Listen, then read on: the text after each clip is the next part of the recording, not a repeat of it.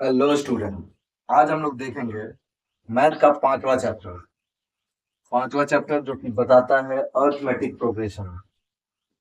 फिर से बता दूं, ये किसी बोर्ड के लिए नहीं है।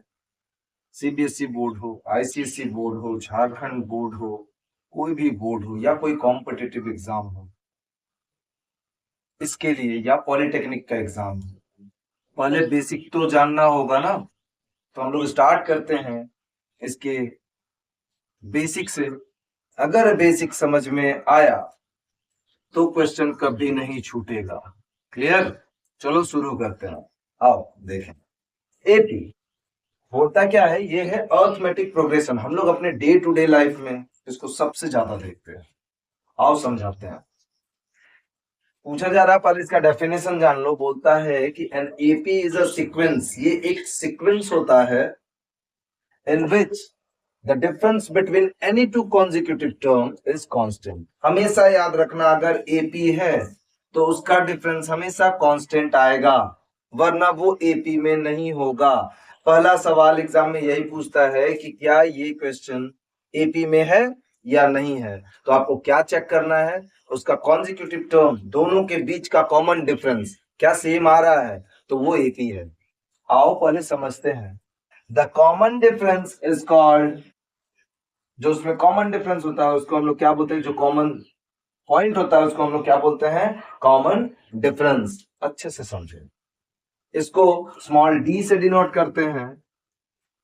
इसको समझने के लिए एक जनरल फॉर्म है एपी का, जिसको अब यहां सीख लो। यहां से ये जब तक एपी आपको खत्म नहीं होगा तब तक आपको इसका यूज करते रहना है। ये बहुत ही आसान है।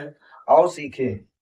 कहा जाता है कि अगर किसी एपी का जनरल टर्म समझना है तो हमें तीन चार बात पता होना चाहिए। कि एक होता है फर्स्ट टर्म, जिसको हम लोग ए से डिनोट करते हैं।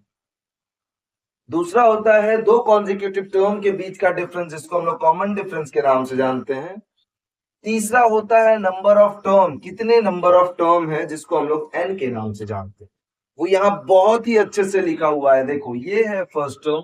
किसी भी एपी के क्वेश्चन में जो सबसे पहला नंबर होगा उसको हम लोग फर्स्ट टर्म डिनोट करेंगे, विच मीन्स ए बोलेंगे।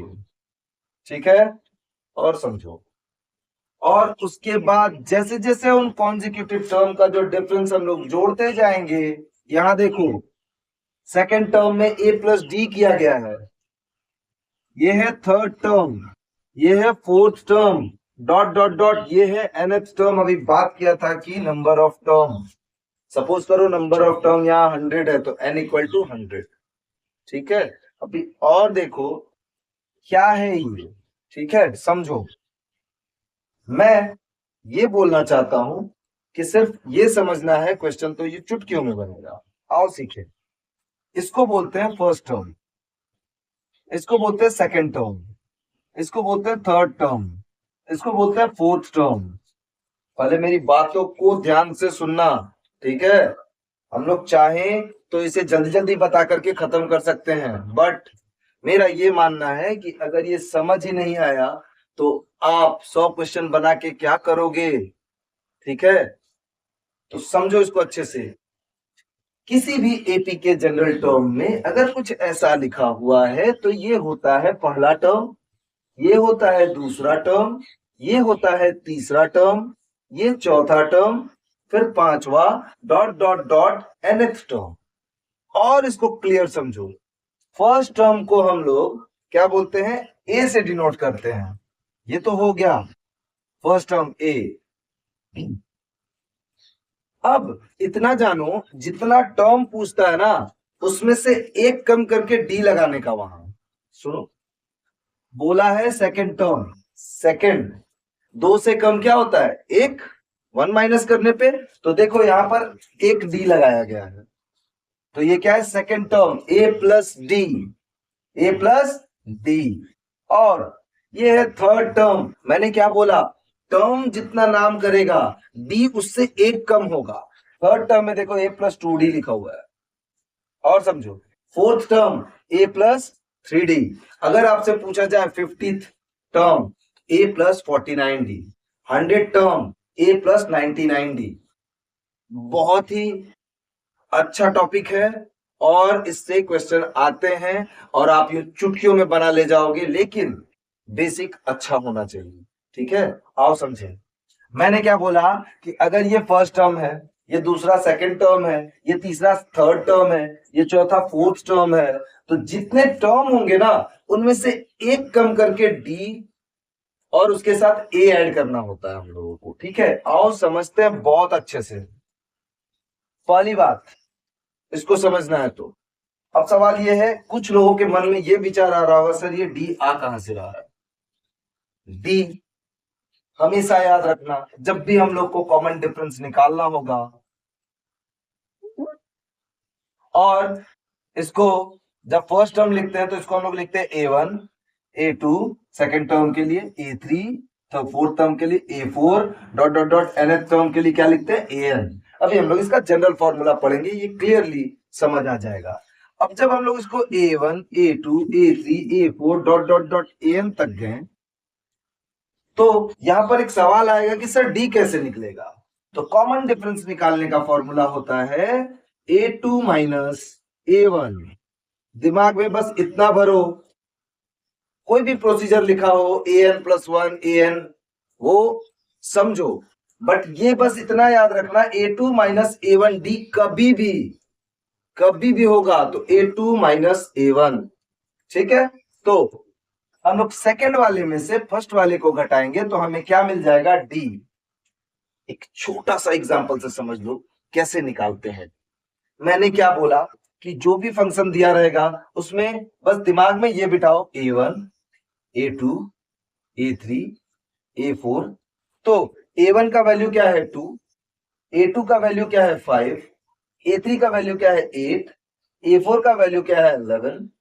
अब सपोज करो कि हम लोग को डी निकालना है, तो मैंने अभी थोड़ी देर पहले बताया A2 माइनस A1। पहले क्वेश्चन में ये तो पहचानना सीखो कौन है A1 कौन है A2। हम लोग अब डी कैसे निकालेंगे, A2 उल्टा चलेंगे, A2 माइनस A1 तो 5 माइनस 2 क्या हो जाएगा, 5 माइनस 2 हो जाएगा 3। अभी यहां पे बोलो d इक्वल टू 3, ये कैसा है, दिस इज ग्रेटर देन 0। ठीक है, अभी इसका कॉन्सेप्ट समझाऊंगा, पहले ये समझ लो। ठीक है, अभी देखो एक क्वेश्चन और देखो, छोटा सा एग्जाम में क्या बोला जा रहा है। सपोज करो हमारे पास आ रहा है 10, 7, 4, 1 dot dot dot dot dot. फिर से एक ही बात दिमाग में रखना है, क्या ये जो A1 है, ये है A2, ये है A3, ये है A4। सुनो एक बात याद रखना, अभी स्टार्टिंग है, जब आप कॉन्सेप्ट सीख रहे हो तब ये लिखना बहुत जरूरी। कुछ लोग ये बोलेंगे क्या हम इसे बार बार लिखें, ये जरूरी है। एक बात बताओ, जब आप कोई काम करते हो, कोई भी इंसान किसी भी चीज में परफेक्ट कब होता है, जब वो बार बार उसको क्या करता है, रिपीट करता है। तो ये एक बार ही सीखने की जरूरत है, फिर आप लाइफ टाइम इसको ना लिखो तो भी आप इजीली इसके क्वेश्चन का आंसर कर दोगे। अभी फिलहाल सीखना है इसलिए लिखना पड़ेगा। ठीक है, आओ देखें। तो बोला जा रहा है कि A1 क्या है 10, A2 क्या है 7, A3 क्या है 4, A4 क्या है 1। सबसे पहली बात इसमें फर्स्ट टर्म हो जाएगा A इक्वल टू 10। अब हम लोग को चाहिए कॉमन डिफरेंस D। D में क्या बताया था मैंने, A2 माइनस A1। कुछ लोग ये पूछेंगे, ये बहुत ही इंपॉर्टेंट बात है, इसको बहुत अच्छे से समझना, मैं बता रहा हूं अभी। 7 माइनस 10 दिस इज माइनस 3 और d इज लेस देन 0। अभी ये ग्रेटर देन 0 और लेस देन 0 का कॉन्सेप्ट मैं बहुत अच्छे से समझाऊंगा, बस इसको ठीक से समझ लो। ठीक है, एक और एग्जांपल समझो, एक और एग्जांपल समझो, उसमें क्या बोलता है वो देखो। 3, 3, 3, 3 dot dot dot dot dot. इसको बहुत अच्छे से देखो, क्या ये इसमें सारे सेम नंबर रिपीटेड हैं? ठीक है, इसको बोलते हैं कांस्टेंट एपी। अभी और समझो, इसमें ए का वैल्यू क्या है? बोलो 3। ये A1, A2, A3, A4, ए का वैल्यू तो 3 आ गया, सबसे पहला टर्म ए होता है। फिर हम लोग को चाहिए कॉमन डिफरेंस। यहां देखो अच्छे से, A2 minus A1, 3 minus 3 equal to 0, D is equal to 0। ये तीनों कॉन्सेप्ट अभी समझेंगे, क्योंकि कभी कभी क्वेश्चन में ये पूछ देता है कि क्या इनमें से कौन सा इंक्रीजिंग एपी है, कौन सा डिक्रीजिंग एपी है, और कौन सा कांस्टेंट एपी है, बता दो। ये तीनों क्वेश्चन उन चीजों को जस्टिफाई कर रहे हैं। अभी एक बात और समझो बहुत अच्छे से, जो डी होता है मतलब कॉमन डिफरेंस होता है, उसको हम लोग कैसे निकालते हैं?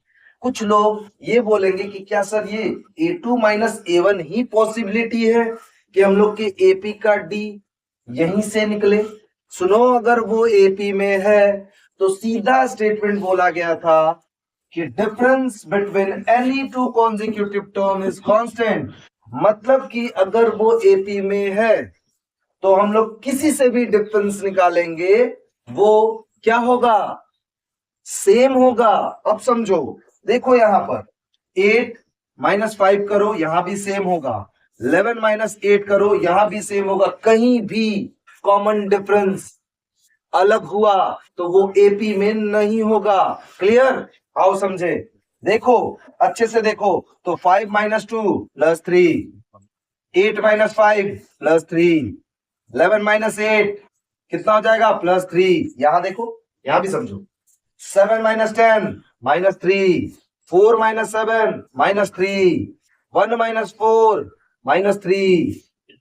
कुछ लोग यहां पर ये गलती करते हैं, वो 2 माइनस 5 करते हैं। A1 माइनस A2 मत करना, बहुत बड़ी गलती होगी।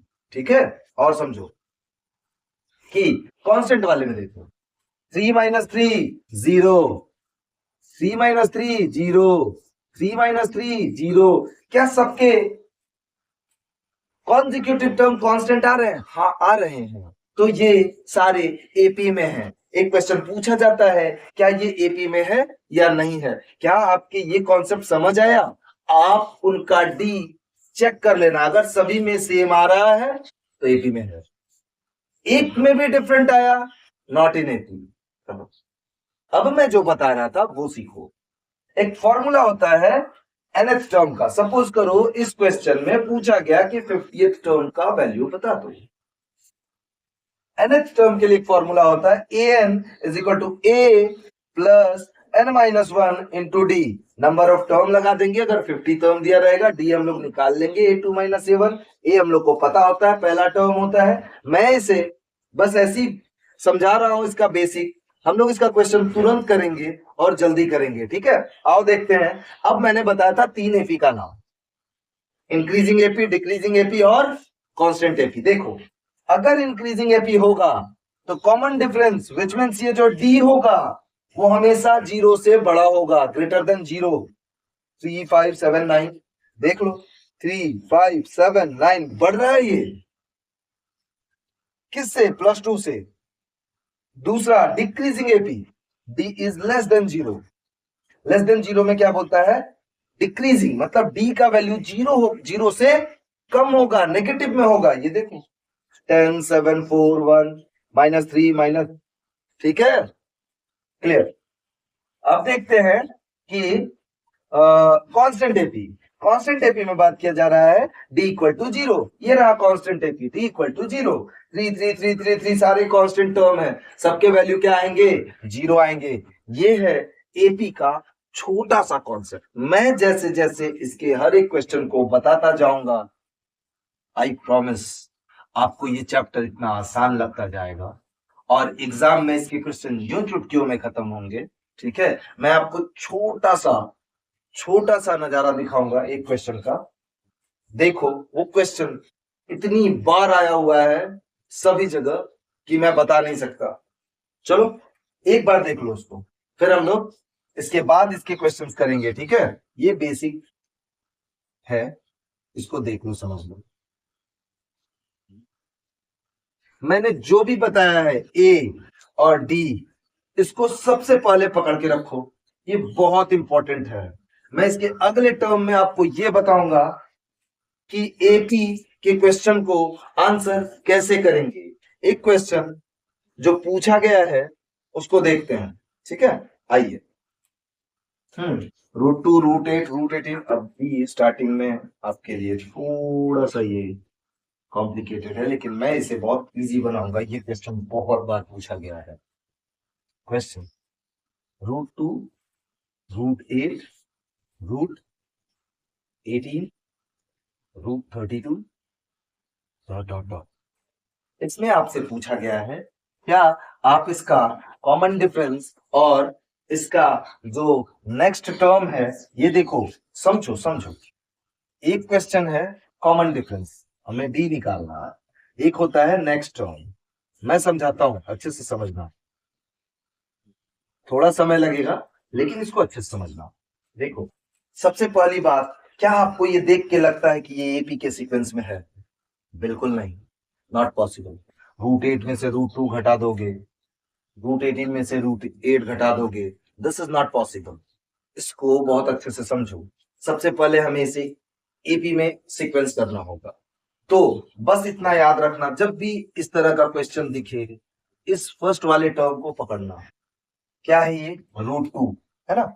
तो इसके आगे मैं हमेशा बताया हूं, हम लोग क्वाड्रेटिक इक्वेशन में, पॉलिनोमियल में सब जगह सीखे थे कि जब भी किसी नंबर के आगे कुछ ना हो तो वहां क्या होता है?